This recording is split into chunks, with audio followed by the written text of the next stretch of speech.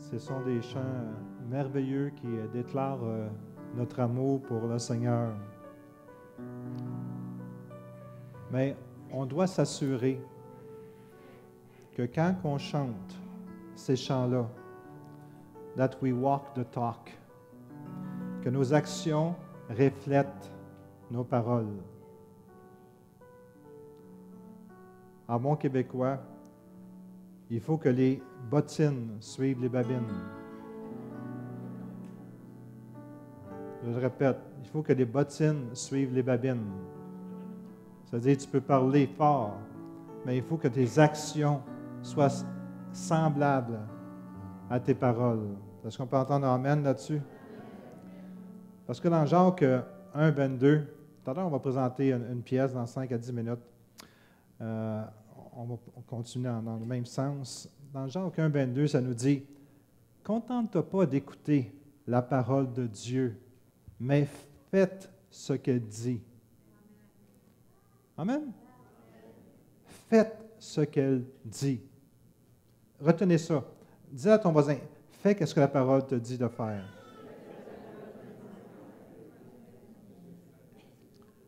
Contente-toi pas d'écouter la parole. Contente-toi pas d'écouter la parole, mais fais ce qu'elle dit. Sinon, quand tu ne fais pas ça, tu te trompes toi-même. Et la version Pasteur Pierre, j'ai rajouté ça, tu vis une vie d'illusion. Allô? C'est une des pires choses, c'est qu'un chrétien peut penser qu'il est sur la bonne voie, mais il est complètement à côté de la traque parce qu'il vit une vie illusoire. Il pense qu'il est correct. C'est pour ça que quand on chante, on est tout pris par nos sentiments, par notre raisonnement, par notre cœur. On est là, on chante, mais il faut que nos actions suivent nos paroles.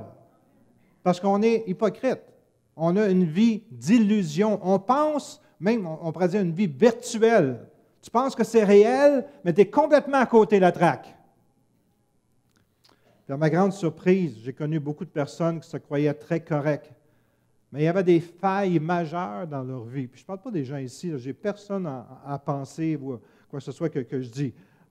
C'est des expériences dans 32, 33 ans de ministère que j'ai rencontrées.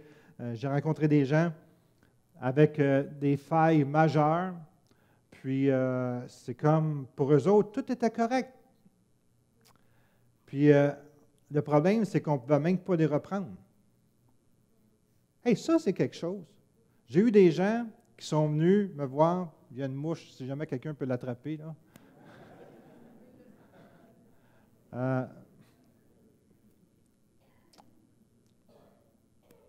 Excuse. Le problème, c'est qu'on ne pouvait pas les reprendre. Il y a des gens qui venaient me voir, pasteur, oh, pasteur, moi j'aime le Jésus, oh, j'aime Jésus, j'aime Jésus, j'aime Jésus. Si jamais tu vois quelque chose dans ma vie, dis-moi-le.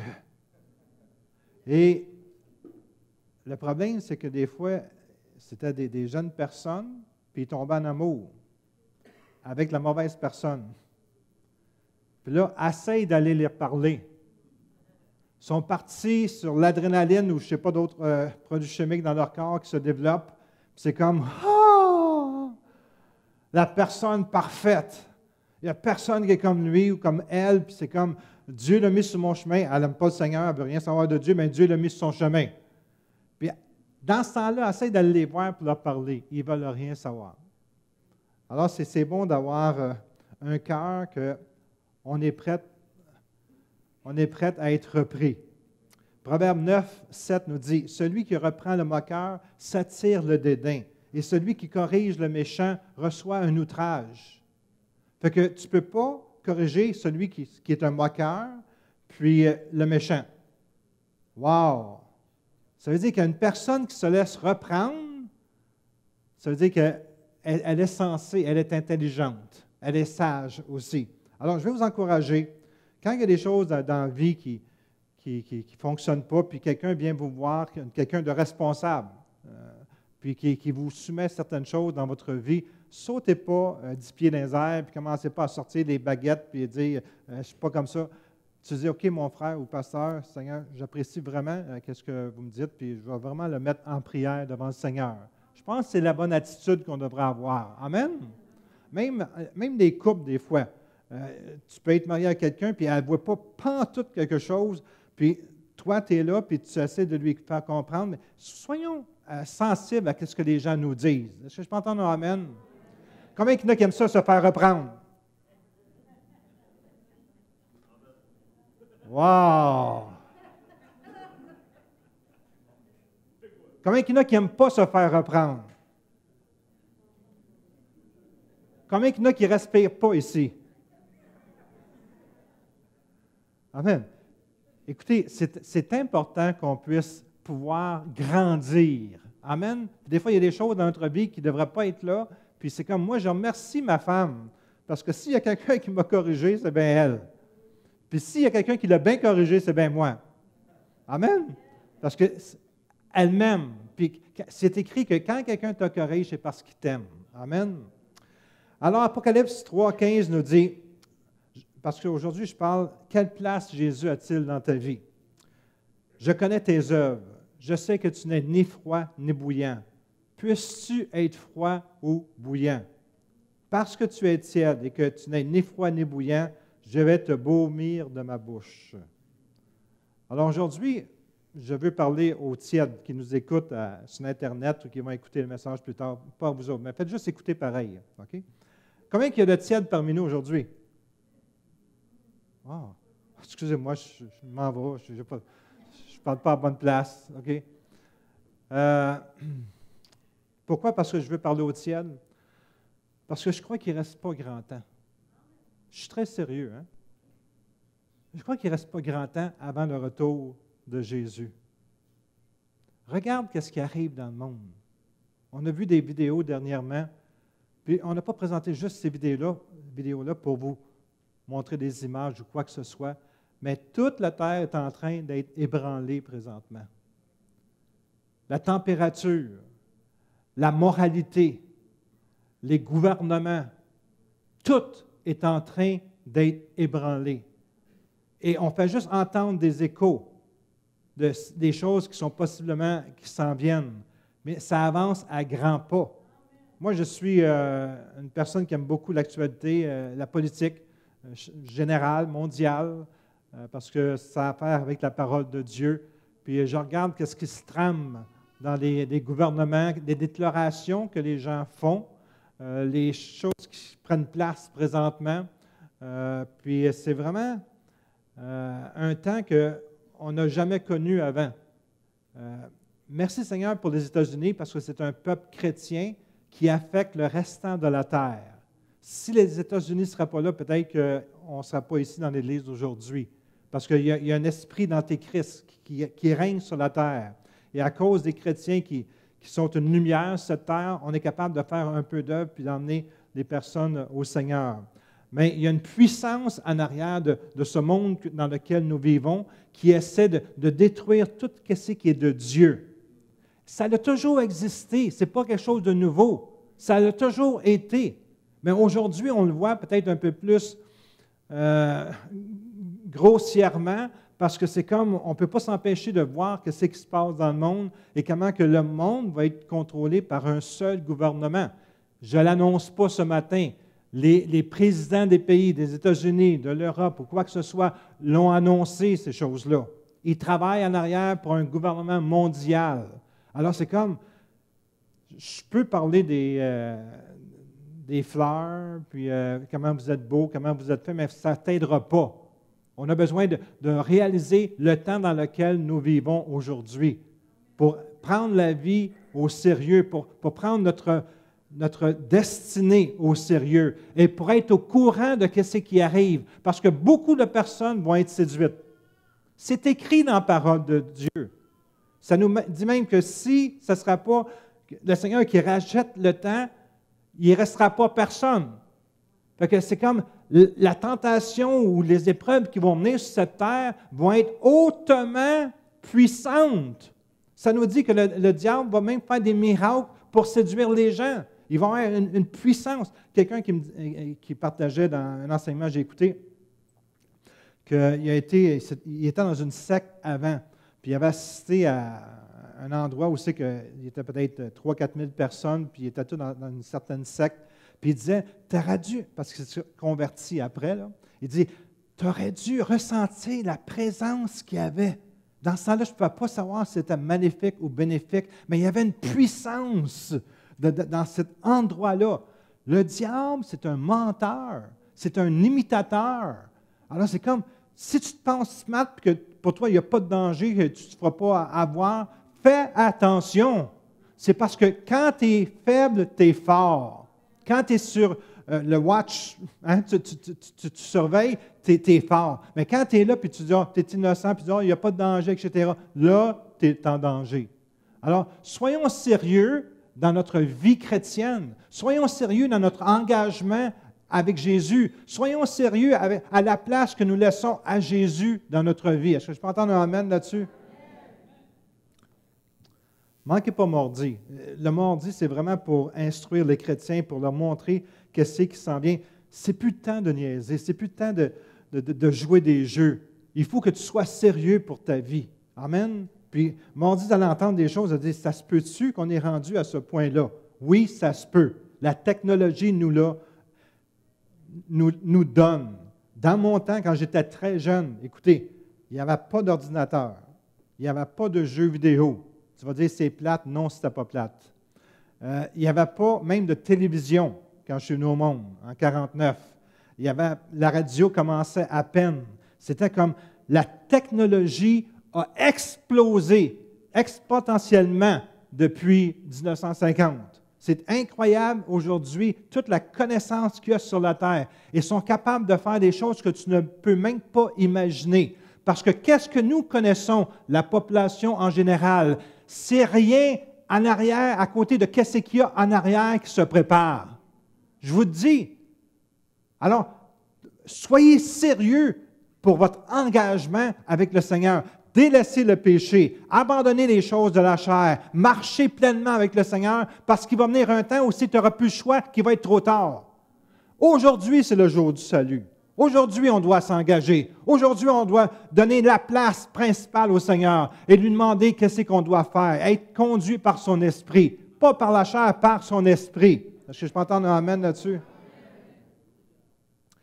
Marc 13, 19 nous dit, « Car la détresse en ces jours sera telle qu'il n'y a point eu de semblable depuis le commencement du monde que Dieu a créé jusqu'à présent, et il n'y en aura jamais. Et si le Seigneur n'avait abrégé ces jours, personne ne serait sauvé. » Peux-tu t'imaginer?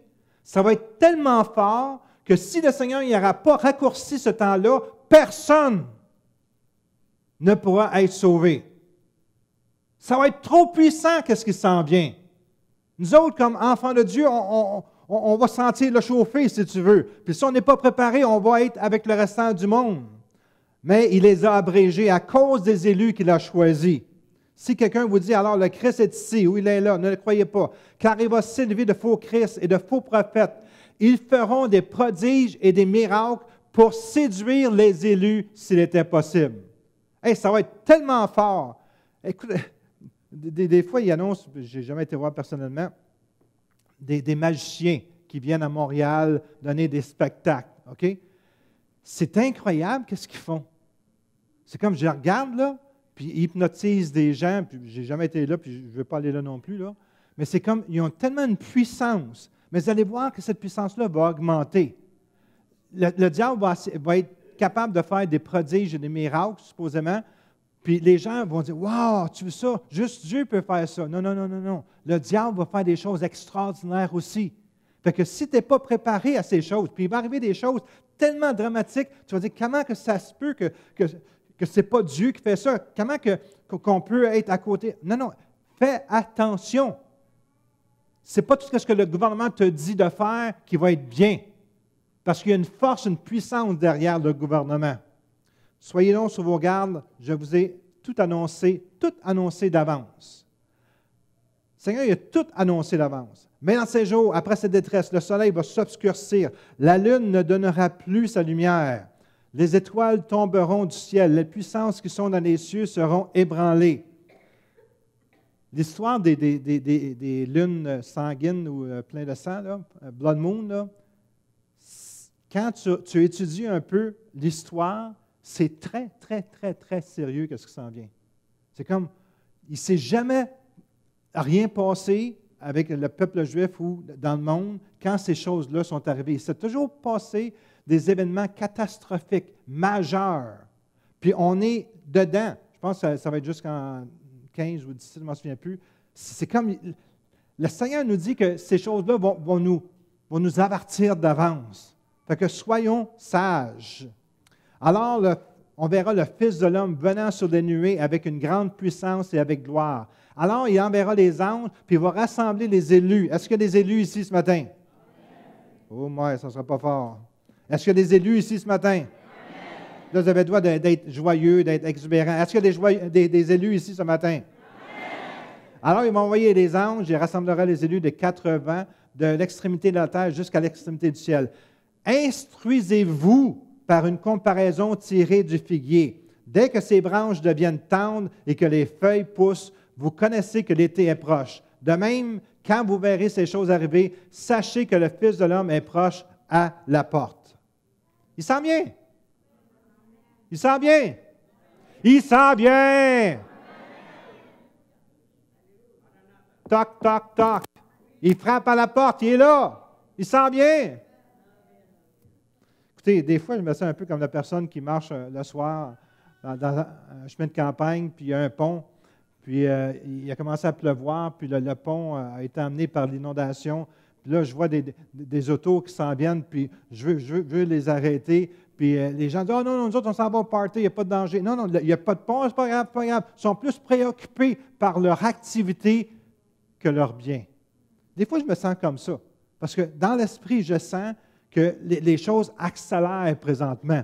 Puis c'est comme, on doit être vigilant, on doit faire attention, parce que même les chrétiens vont être attaqués puissamment de toutes sortes de manières. Puis si on n'a pas le caractère établi en Christ, on va réagir de toutes sortes de manières. Vous allez voir ça.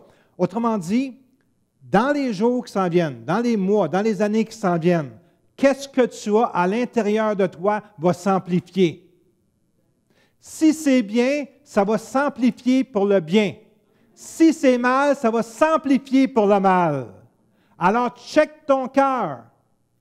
Parce qu'on n'est pas sauvé avec notre intelligence. On n'est pas sauvé avec notre apparence. On est sauvé avec notre moi, si tu veux. Puis notre moi, des fois, il prend des mauvaises décisions.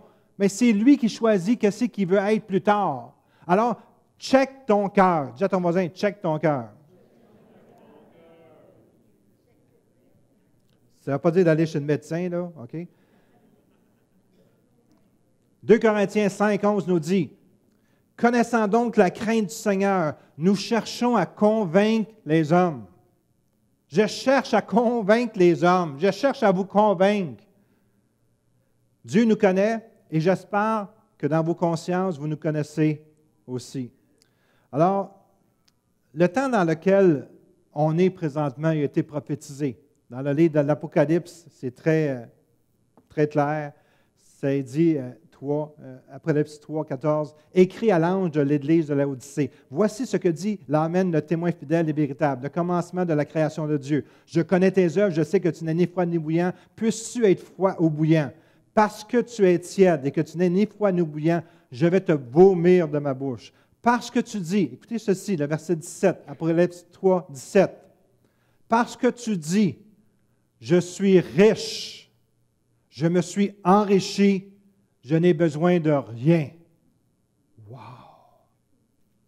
Moi, là, j'ai des frissons juste à lire ce passage-là. Parce que ça reflète les gens, la population de l'Amérique, de l'Occident. Ce n'est pas tout le monde sur la terre. Mais parce que, ça c'est l'Église qui dit ça, je suis riche, je me suis enrichi, j'ai besoin de rien. Avez-vous déjà essayé d'aider quelqu'un qui n'a pas besoin de rien? Allô? Est-ce que vous êtes là ce matin? Est-ce que vous avez déjà essayé d'aider quelqu'un qui a absolument tout? Là, tu viens d'essayer de l'aider, mais c'est la même situation pour les chrétiens qui sont tièdes. Ils ont tout. Ils n'ont pas besoin de rien. Ils n'ont pas besoin que tu viennes les aider. Ils ont tout. Hey, je suis enrichi. Je suis riche. Je n'ai pas besoin de rien. C'est écrit dans la parole. Ça représente la dernière Église avant le retour de Jésus-Christ. C'est là qu'on est rendu. Beaucoup de chrétiens sont tièdes, mais ils ne savent même pas. Puis ils ne veulent pas se l'avouer. C'est quoi un chrétien tiède? C'est quelqu'un qui est entre le chaud et le froid, qui manque d'ardeur, de ferveur, de zèle. Un synonyme, c'est apathique, indifférent, mou, nonchalant. Écoutez, combien il aimerait ça avoir des employés qui sont mous, apathiques, nonchalants? Si tu serais capitaine d'une armée, comment tu aimerais ça avoir des soldats qui sont mous, apathiques, indifférents? Ne sommes-nous pas l'armée de Christ? Nous sommes l'armée. Nous sommes l'armée. Mais on est apathique, mou, indifférent. Wow! Quel orchestre extraordinaire! Quelle armée extraordinaire! Mais le Seigneur dit qu'on devrait être bouillant. Est-ce qu'il y a des gens bouillants ici ce matin? Alors, je vais vous donner une définition de bouillant. C'est quelqu'un qui est actif, ardent, chaleureux, chaud, effervescent, emballé, embrasé, emporté, enflammé, enthousiaste, exalté, explosif, fougueux, vif, volcanique, impétueux, vaillant, exubérant. J'aimerais ça voir ça quand on chante des chants. Toutes ces qualités-là. Amen? Amen? Gêne-toi pas d'être exubérant quand c'est pour le Seigneur. Gêne-toi pas d'être exubérant quand c'est pour louer le Seigneur. Gêne-toi pas d'être exubérant quand c'est pour l'adorer, pour lui dire comment que tu l'aimes. Gêne-toi pas d'être exubérant pour te montrer l'amour que tu as envers lui. Parce que ton corps il a besoin de savoir comment que tu l'aimes. Mais quand tu es là, oh mon âme. Là, tu dis à ton corps, comment que tu l'aimes, le Seigneur? C'est pas trop fort ton affaire. Amen. Non, viens pas chanter tout de suite, Romain. On est tous passionnés ou bouillants pour quelque chose. La musique, j'ai vu des gens passionnés pour la musique, pour les autos, pour l'argent, pour la nourriture, même pour les desserts. Je sais, j'en étais un passionné pour les desserts. C'est pour ça que j'ai perdu 46 livres. OK. Il y en a qui sont passionnés pour les sports extrêmes. Il y en a qui sont passionnés pour la technologie, les ordinateurs. Puis il y a même des pasteurs. J'étais à une conférence de pasteurs cette semaine, puis on était assis dans la salle de conférence ici d'ailleurs. Puis il y en a un qui avait son laptop, son iPad, puis son iPhone. Puis celui-là, il parlait, puis tu voyais que lui, il n'était plus là, OK? Il était dans son monde à lui. Puis il textait, puis etc. Puis là, on avait quelqu'un qui était à Vancouver, qui était sur Skype aussi, qui disait « Parlez plus fort, je vous entends. » C'était vraiment intéressant, la technologie aujourd'hui, OK? Mais il y en a qui sont passionnés de ça. D'autres sont passionnés pour le sexe, la mode, les vêtements, le maquillage, l'apparence, les voyages, les études, le travail, la santé, les amis. Mais c'est pour le Seigneur qu'on doit être bouillant.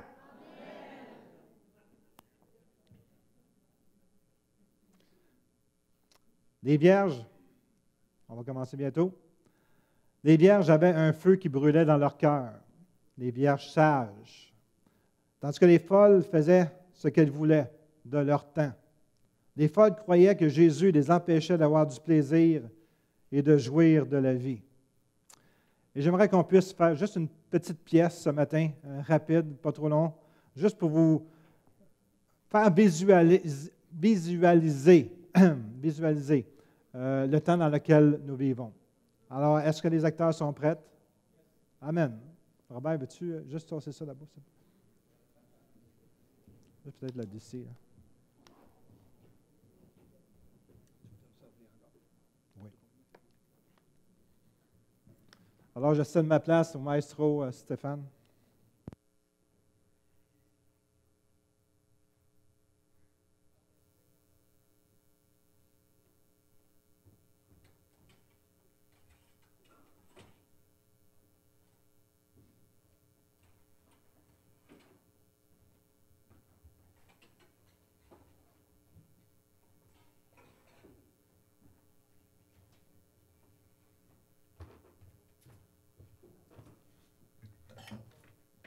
Un, deux, trois. En passant, ce n'est pas des acteurs professionnels.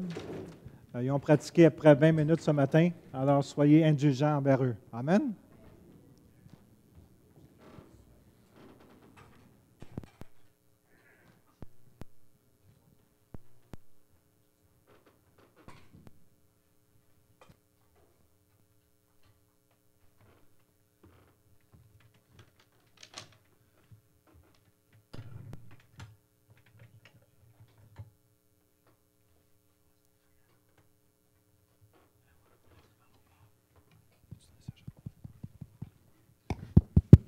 Excusez du délai.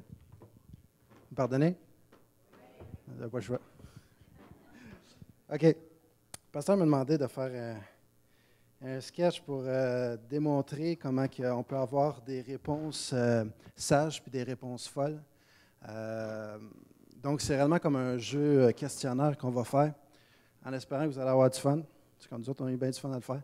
Donc, ça va être place au spectacle.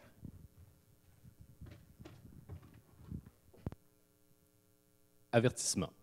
Toute ressemblance avec des gens de cette audience n'est que pure coïncidence. La parole de Dieu dit « Alors le royaume des cieux sera semblable à 10 vierges, qui, ayant pris leur lampe, allèrent à la rencontre de l'époux. 5 d'entre elles étaient folles, et les 5 autres étaient sages. Les folles, en prenant leur lampe, ne prirent point d'huile avec elles, mais les sages prirent, avec leur lampe, de l'huile dans des vases. Comme l'époux tardait, tous s'assoupirent et s'endormirent. Au milieu de la nuit, on cria « Voici l'époux, allez à leur rencontre !» Alors toutes les vierges se réveillèrent et préparèrent leurs lampes. Les folles dirent aux sages « Donnez-nous de votre huile, car nos lampes s'éteignent. » Les sages leur répondirent « Non, il n'y en aurait pas assez pour vous et pour nous. Allez plutôt chez ceux qui en vendent et achetez-en pour vous. » Pendant qu'elles allèrent en acheter, l'époux arriva. Celles qui étaient prêtes entrèrent avec lui dans la salle des noces. Et la porte fut fermée. Mais gloire à Dieu, vous êtes tous chanceux, les portes sont encore ouvertes.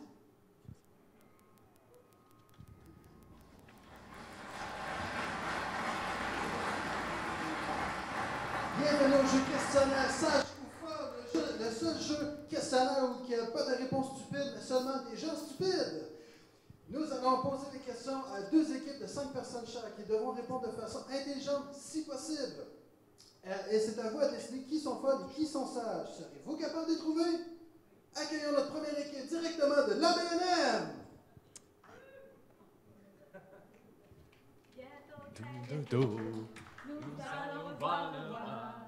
Bientôt, très bientôt, nous allons voir le roi. Bientôt, très bientôt, nous allons voir le roi. Alléluia, alléluia, nous allons voir le roi. Très bien, ça commence bien. Et voici notre deuxième équipe, directement de l'ABNM. Voici la deuxième équipe. Sont-ils arrivés? C'est quoi qui se passe? Hey, est-ce quelqu'un? Oh, ouais, je m'en viens, là, ça sera pas long, là, je m'en viens. Bon, OK.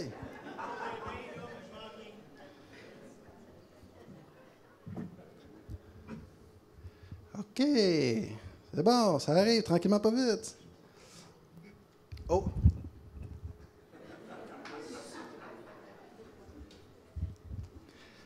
Mon nom, c'est Stéphane. Tu me mettras sur Facebook.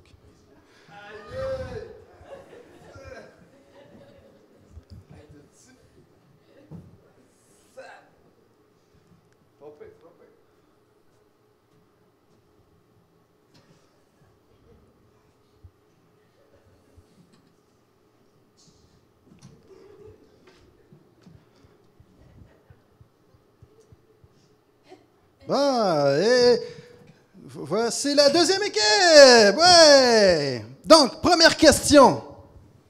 Qui est Jésus? Premier qui répond, il faut qu'il pèse sur le buzzer.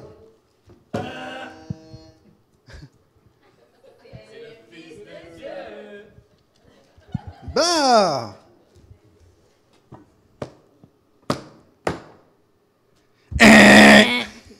Problème technique.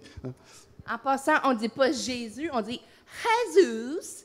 Et moi, je le connais bien personnellement. C'est le petit gars là, dans le nouveau quartier. Il est beau, mignon et il danse le flamingo. OK. Deuxième question. Combien de temps un chrétien devrait-il prendre à chaque jour pour entretenir sa vie spirituelle? Je crois qu'un chrétien doit avoir de bonnes priorités. Et si Jésus est le premier, il devrait être le premier dans toutes ses priorités. C'est bon. Hey, j'ai-tu entendu spiritueux? Hey, on sort l'alcool, let's go, party tout le monde! Wow. J'ai dit spirituel et non spiritueux, là. Non, c'est spirituel. Oh,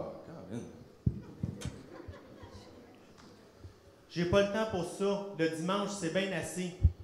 OK. Bon, ben, on va aller plus loin.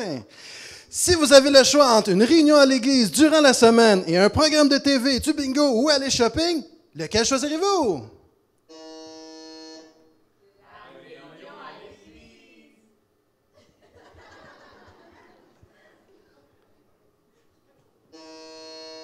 Mais quelle question! C'est le shopping, voyons. Avez-vous vu la nouvelle collection de Gucci? On est tellement belles. Hey, Armand, tu m'as-tu vu le pétard? Ah ouais, wow! Hey, envoie-moi le lien, c'est sur quoi ça? Ben, c'en est toute une, mais je sais pas. OK. Sur ces propos constructifs, voici la prochaine question. Si une personne en autorité vous reprenait, quelle serait votre réaction? Jésus nous enseigne à suivre les autorités qu'il a mis dans nos vies. OK. Hey, wow, c'est quoi cette affaire-là? Il y a personne qui va me dire quoi faire, là. Moi, là, ça marche pas, ça. Je m'en vais, là. Ça marche pas, bye. En tout cas, si quelqu'un veut me parler, parle à ma main parce que mon visage est occupé. Ben, écoute, je me suis sur Facebook direct. OK, ben vu qu'on a perdu un participant, ben nous allons finir sur cette question. C'est à vous à décider qui sont sages et qui sont folles. Soyez là la semaine prochaine à la même heure pour une prochaine réunion.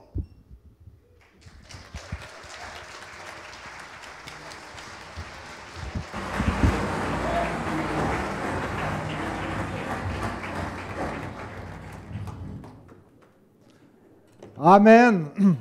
Alors, de quel côté vous faites partie? Ce côté-là? Ce côté-là?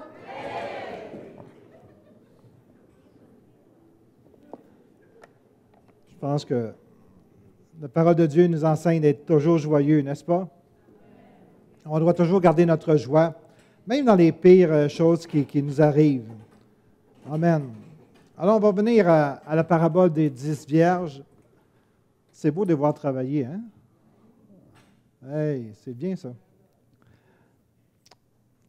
Qu'est-ce qu'il y a d'intéressant dans la parabole des 10 vierges et qu'est-ce qui aurait pu être une occasion des plus joyeuses? Parce que c'était un mariage. Puis un mariage, c'est censé d'être heureux, d'être joyeux, d'avoir la joie du Seigneur. Puis c'est une vérité également qui enseigne que Jésus revient bientôt. Puis pour les chrétiens, je ne sais pas comment vous vous sentez, mais moi, je me sens heureux qu'ils reviennent. Malheureux pour ceux qui vont rester ici, puis je veux utiliser toute mon influence maximum pour emmener le maximum de personnes avec le Seigneur. Puis je veux vous encourager d'avoir cet esprit-là, d'arrêter de penser juste à vous, mais de penser ceux qui sont autour de vous. Que tu puisses avoir une bonne influence sur ta famille. Que tu t'oublies toi-même, mais que tu penses à l'état de l'âme de ceux qui t'entourent. Que ta conduite puisse être sans reproche.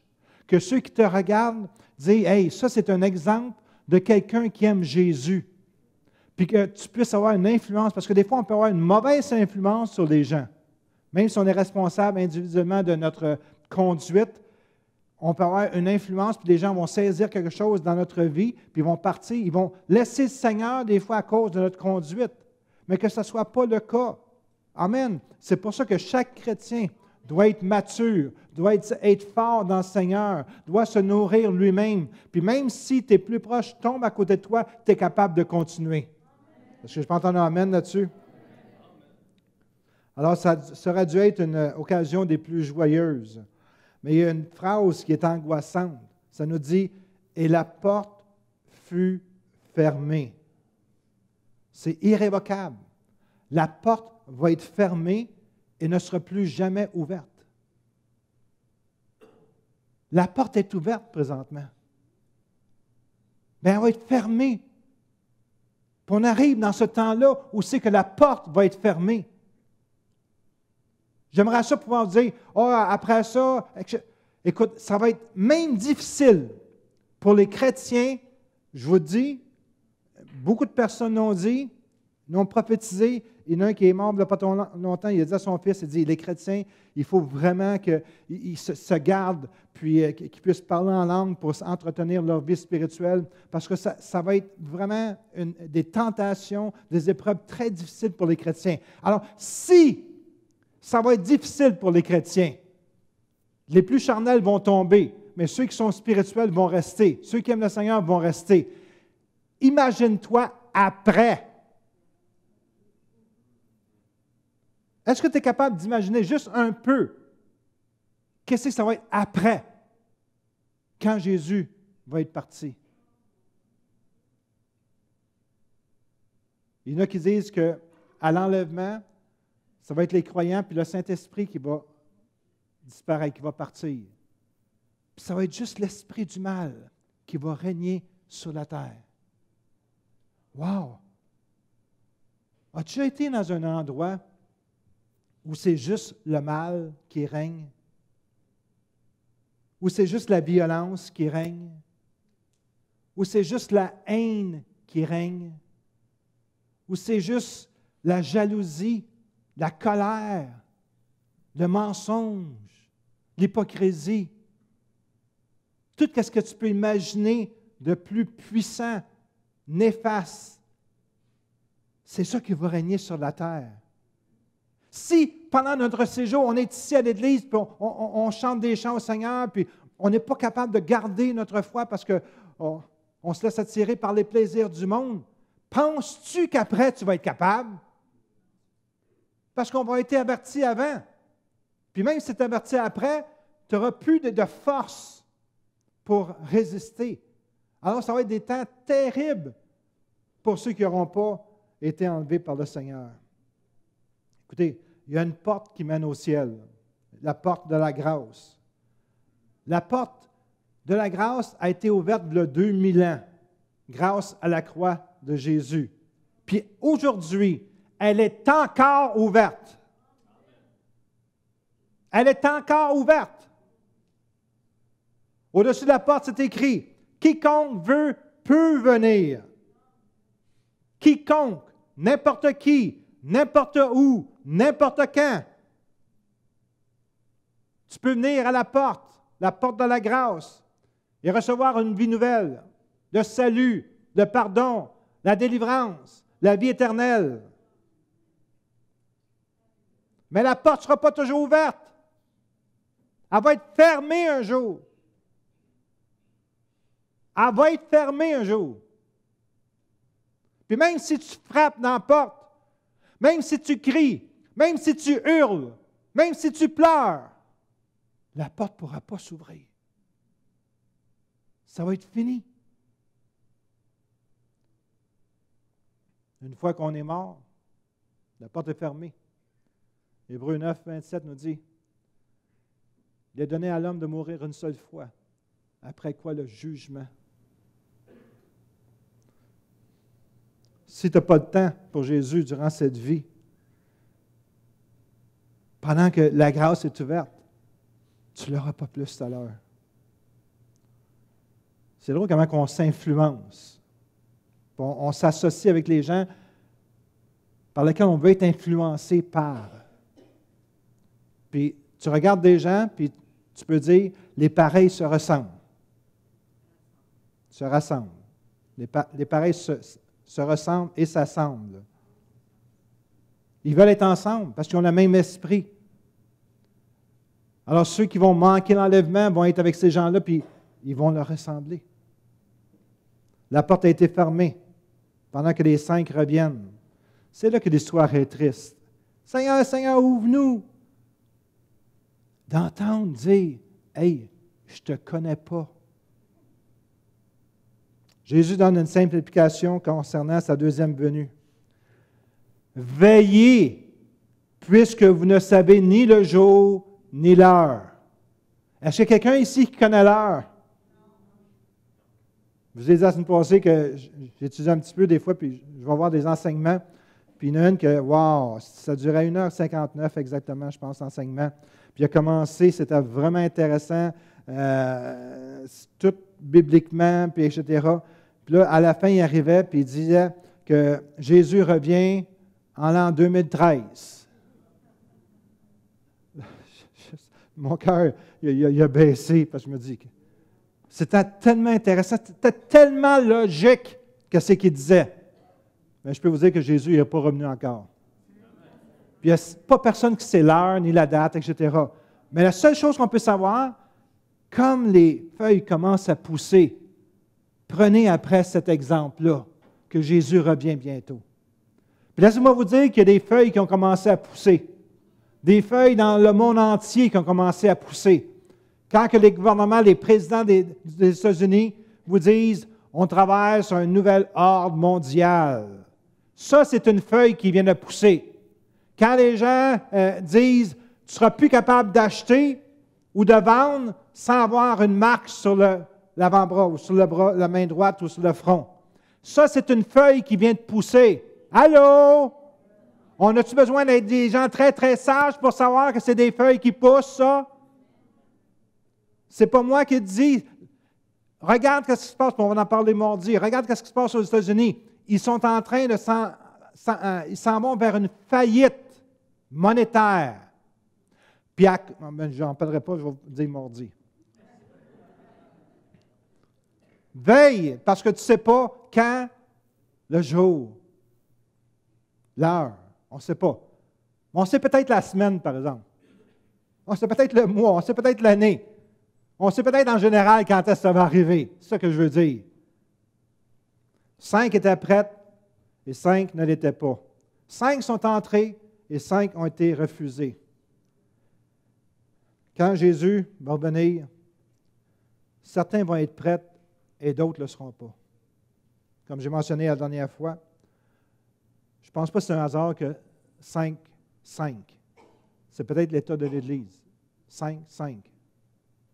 Une section. Une section va être enlevée, une section va rester. Pas nécessairement dans l'Église. Mais on sera surpris de voir qui va être avec le Seigneur. Essayons, Robert, veux-tu venir, s'il te plaît? Essayons de regarder le grand portrait de notre vie et la place qu'on accorde à Jésus. Parce que le titre de mon message, c'est « Quelle place Jésus a-t-il dans ta vie? » Les décisions qu'on prenne peuvent avoir une portée éternelle et personne d'autre que nous va en apporter les conséquences. Un exemple, tu peux crier après ton mari va te laisser, il va te divorcer, juste parce que toi, tu as dit des choses que tu n'aurais pas dû dire. Tu peux être méchant envers quelqu'un, puis il y a des conséquences. C'est nous qui décidons dans notre vie des décisions qu'on veut choisir. C'est moi qui décide quel temps que je vais donner à Jésus dans mon agenda. Personne d'autre. C'est moi qui décide si je préfère telle activité plutôt qu'une réunion à l'Église. Quand on établit notre vie, nos activités, notre style de vie, écoutez-moi bien parce que c'est très important cette partie-là, c'est notre cœur qui le décide. Je répète, quand on établit des choses dans notre vie, notre agenda, nos activités, notre style de vie, c'est notre cœur qui le fait. Jérémie 17:7 nous dit « Béni soit l'homme qui se confie dans l'Éternel et dont l'Éternel est l'espérance, Il est comme un arbre planté près des eaux et qui étend ses racines vers le courant. Il n'aperçoit point la chaleur quand elle vient et son feuillage reste vert. Dans l'année de la sécheresse, il n'a point de crainte. Il ne cesse de porter du fruit. Écoutez ce que ça dit, le verset 9. Le cœur est tortueux par-dessus tout. Il est méchant, qui peut le connaître? Moi, l'Éternel, j'éprouve le cœur, je sonde les reins, pour rendre à chacun selon ses voies, selon le fruit de ses œuvres. Le cœur est tortueux par-dessus tout, il est méchant, qui peut le connaître? Dieu nous dit que le cœur de l'homme est tortueux. Saisissez ce que je vais vous dire ce matin, parce que c'est très, très, très important. Dieu nous dit que le cœur de l'homme est tortueux. Quand nous ne connaissons pas notre propre cœur, que nous ne connaissons pas notre propre cœur, alors on ne peut pas faire confiance à notre cœur. Je répète, le cœur est tortueux au-dessus de toute chose. Il est méchant, qui peut le connaître? Alors, Dieu nous dit dans ça que le cœur de l'homme est tortueux, qu'on ne peut pas connaître notre propre cœur. Alors, on ne peut pas faire confiance à notre cœur. Le seul espoir de l'homme, c'est de ne pas faire confiance à son cœur, mais de se confier dans l'Éternel et dans sa parole. Je crois que c'est vraiment une grande révélation que le Seigneur m'a donnée. Il y a beaucoup de personnes qui fonctionnent avec leurs sentiments, qui fonctionnent avec leur raisonnement, puis qui pensent que sont tout à fait corrects. Je l'ai dit tout à l'heure, il y a des gens qu'on ne peut pas corriger parce qu'ils se pensent vraiment corrects. Eux autres, tout est beau parce qu'ils se fient à leur cœur. On ne peut pas se fier à notre cœur parce que notre cœur est tortueux. La seule chose qu'on peut se fier, c'est la parole de Dieu. Elle est là, on doit se regarder comme dans un miroir et voir des choses qu'on doit changer dans notre vie. C'est notre plus grande sécurité pour se protéger. On ne peut pas y aller avec notre raisonnement parce qu'on a des faux raisonnements. On vit dans un monde virtuel, illusoire souvent. Alors, si tu ne prends pas la parole de Dieu pour vérifier qu'est-ce qu'il y a dans ton cœur, tu vas être souvent à côté de la traque. Allô?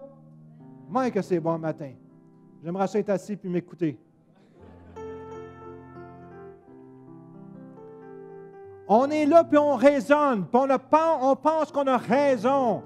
Puis notre cœur nous influence, puis on est là, puis on a du fun dans notre propre monde virtuel. Puis on peut être à côté de la traque complètement, puis manquer le bateau.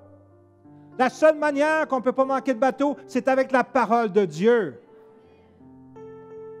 Si moi, je dis quelque chose qui est contraire à la parole de Dieu, tu dois venir me voir et dire « Pasteur, tu n'es pas correct, c'est pas vrai que ça dit ça. » On va dire « Si tu as raison, parfait. » Je vais même l'annoncer le dimanche suivant, dire « J'ai dit quelque chose que si tu n'as pas dans la parole de Dieu, je m'excuse. Je suis capable de le faire, je n'ai aucun problème. Parce que pour moi, c'est le oui et amen. Et ça devrait être le oui et amen pour ta vie. Ce n'est pas ta réflexion, ton raisonnement que tu devrais avoir oui et amen. C'est la parole de Dieu.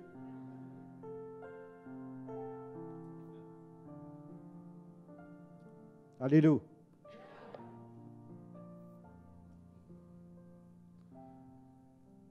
Des fois, on pense tout croche. Ce n'est pas parce qu'on veut. C'est qu'est-ce qu'on a nourri notre esprit, notre cœur. Notre cœur.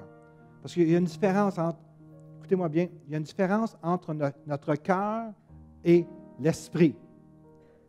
Moi, je fais des choses des fois que je suis conduit par l'esprit, puis mon cœur ne le sait même pas. Je ne sais pas si vous me suivez.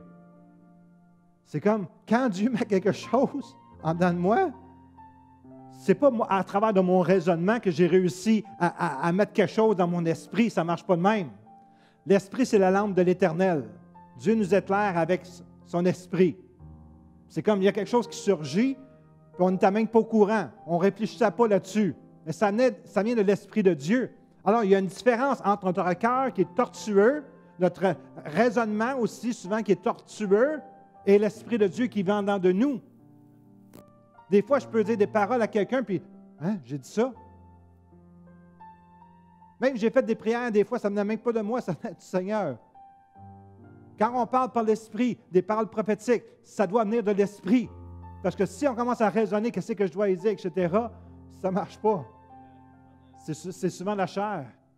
Alors, il y a un monde spirituel, il y a un monde de l'âme, qu'on ne doit pas mélanger les deux. Tu ne mets pas de l'eau non salée avec de l'eau salée. Tu ne brises pas ça.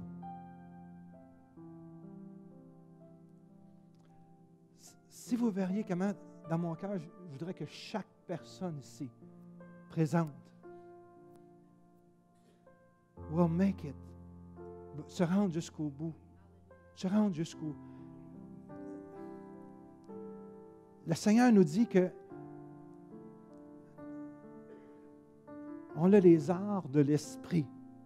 Les arts, ça veut dire un petit échantillon, c'est exactement le terme des arts de l'esprit. Un échantillon de qu'est-ce que le ciel est dans notre esprit.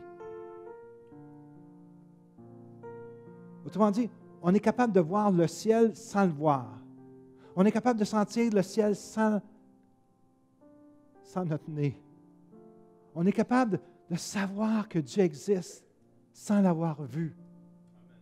Il y a quelque chose dans notre esprit qui est là, qui est vivant. Et qui veut grandir, grandir. Puis là, notre raisonnement, puis toutes ces choses-là, notre cœur essaie de combattre l'Esprit de Dieu. Il y a un combat entre l'Esprit de Dieu et nous. Puis qu'est-ce qui ne nous aide pas, c'est qu'on a un cœur tortueux. Alors, on a toutes sortes de raisonnements, toutes sortes de choses qui sortent de notre bouche, ça n'a aucun sens, mais on pense qu'on est intelligent, etc. Mais parce qu'on ne marche pas par notre esprit. On marche par notre raisonnement. C'est là qu'on fait des erreurs des fois. On pense qu'on est sur la bonne voie, puis on est à côté de la traque. Est-ce qu'on peut se lever tout le monde ensemble? Est-ce qu'on peut chanter ces chants-là qu'on chantait tout à l'heure? On a encore quelques minutes. Ceux qu'on chantait moi puis toi tout à l'heure. OK? Prends mon cœur. Amen. Ça serait bon qu'on puisse regarder notre cœur ce matin, analyser notre situation.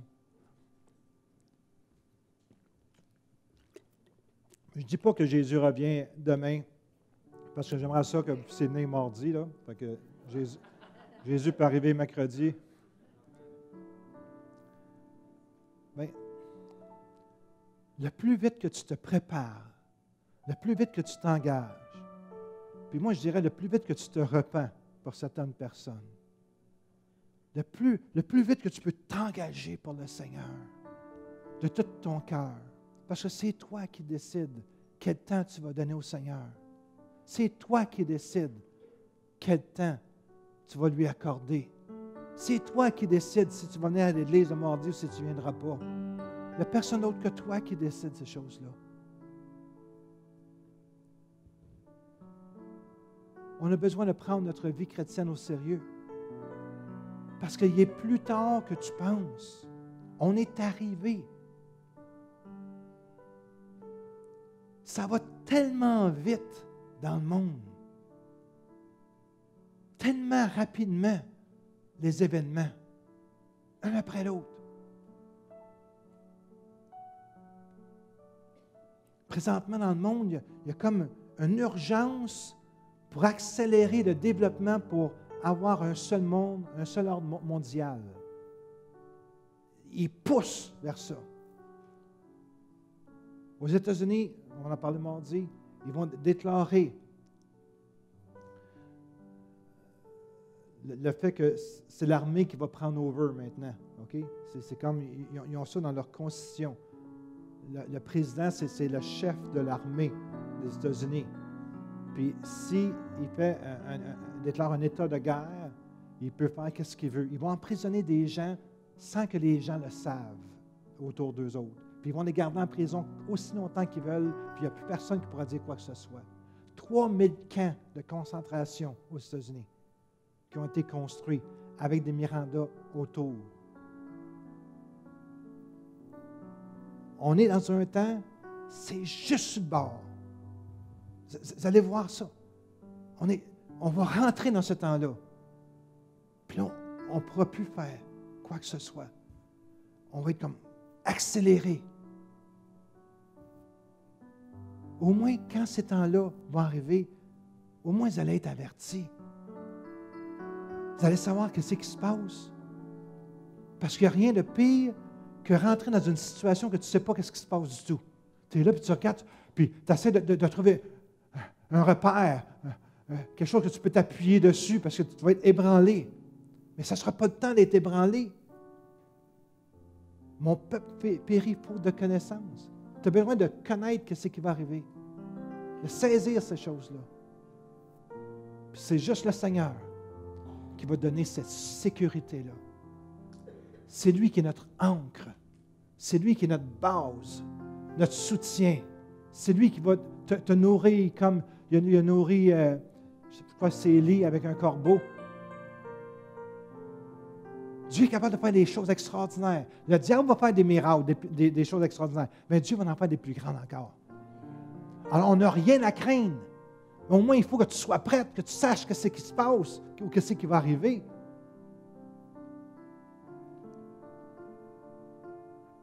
Amen. Merci, Seigneur.